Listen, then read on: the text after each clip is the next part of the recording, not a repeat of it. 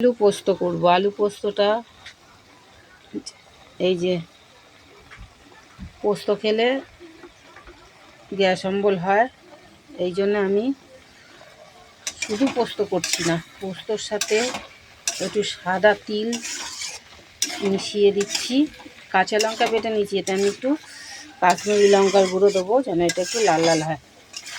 এটা শুধু আলু পোস্ত করব না, এর সঙ্গে ঝিঙে দেবো, কিন্তু ঝিঙেটা এখন দেবো না, দেবো আরেকটু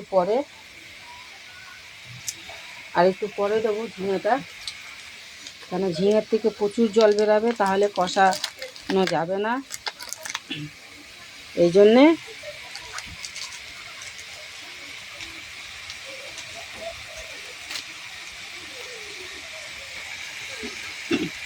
দিয়েছি।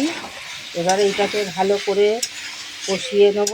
নিয়ে শুধু পোস্ত খেলে অনেকেরই গ্যাস অম্বল হয়, কিন্তু একটু সাদা তিলটা, অল্প একটু পোস্ত আর সাদা তিল দিয়ে করে দেখবেন, খুব খেতে সুস্বাদু হয়। পুরো মনে হবে যে আলু পোস্তই খাচ্ছেন। যদি ভালো লাগে আপনাদের একটু লাইক করবেন।